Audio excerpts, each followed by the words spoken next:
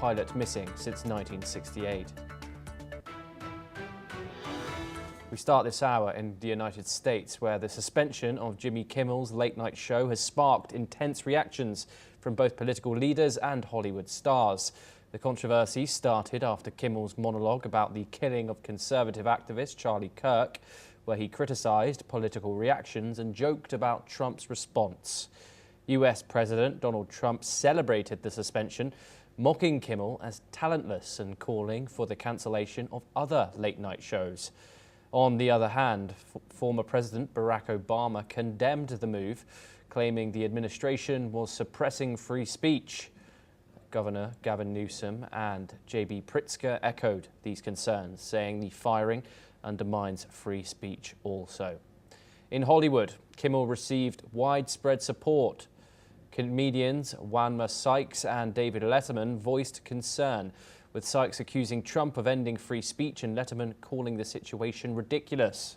Mark Ruffalo and Ben Stiller also condemned the suspension, calling it a dangerous precedent.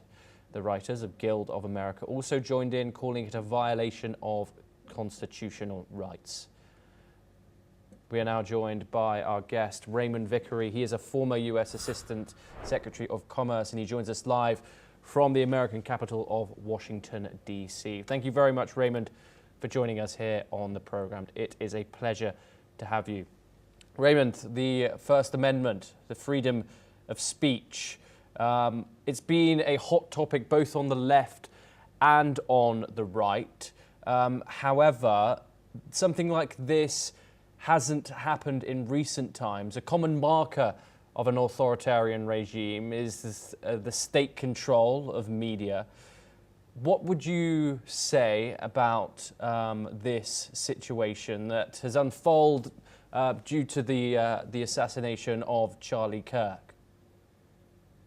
Well, thanks very much for having me. It is a very troubling development in regard to Jimmy Kimmel, but it should not be seen in isolation. This is a part of the Trump administration and Donald Trump himself attacking any pocket of opposition to him, whether that be universities, whether it be the rule of law, seeking retribution there, and now attacking the very foundation of any democracy, which is freedom of speech, freedom of thought, ability to express oneself, even though there may be those who disagree with it, or even if it's not in good taste. And that's what's happened here. Unfortunately, there are those, including our own Attorney General, who have taken up the cudgel which Donald Trump has encouraged them to do in order to attack this fundamental right.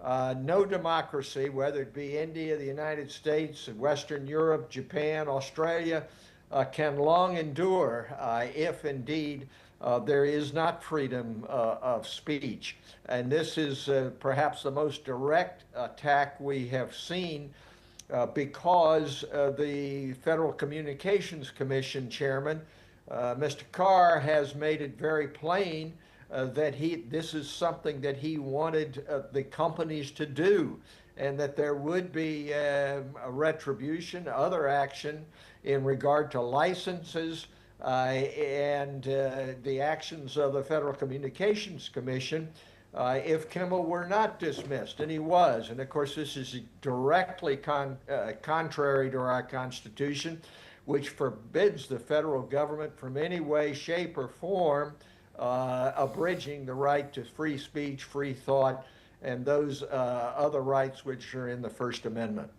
Raymond, the Trump administration, of course, and Donald Trump himself have cited the fact that Jimmy Kimmel, or in his thoughts that Jimmy Kimmel got low ratings as the reason why he was cancelled. What do you make of this, of course, and what's the end goal here of Donald Trump kind of breaking these barriers down, as you've said, the foundations of democracy? Well, it seems to me that in regard to Jimmy Kimmel and the attack that he's ratings are down, this is a standard ploy by the president, and it's one which he has honed to great effect over 14 years as the host of a television show, The Apprentice. And you live and die by ratings, and so you are able within that framework to dismiss anyone that you do not agree with simply by saying, well, their ratings are low. And of course, that is not a sufficient reason to attack a First Amendment. And it's happened now with Steve Colbert. And the president has made no bones about wanting to see what happened to Kimmel to happen to all of the TV shows and personalities who would criticize him. And he has said as much in a recent interview. So this is not isolated kind of attack, but it is the kind of petty bullying which the president is an expert at. Don't view the substance and address the substance of the problem, but go in an ad hominem way at the person. And indeed, it's very, very troubling. And perhaps the most troubling aspect of it is the numbers of people within his own party who have in the past used the First Amendment and freedom of speech as a cudgel on their own behalf to say that others are abridging free speech through a cancellation culture. And of course, now what they're doing is taking this to a further degree than it was ever done previously in regard to the items of cancel culture about which some Republicans had complained. And Raymond, finally, we've also seen Republican Senator Ted Cruz actually speaking out against this. He said that this type of government interference could backfire on conservatives if power does shift hands. What precedent does this set for future administrations, Republican or Democrat? Well, it sets a very bad precedent entirely. You know, the problem is once you start this retribution culture, then when the worm turns, so to speak, will the other side do the very same thing? Ted Cruz, Senator Cruz, is right on this. There have been a few other Republicans who have seen this, and indeed there have been some commentators from the right. Unfortunately, the vast bulk of the MAGA base, the vast bulk of those who are in Congress for the Republican Party are being silent or have gone along with this idea that somehow there is an ability in the United States to counteract what they would say is hate speech.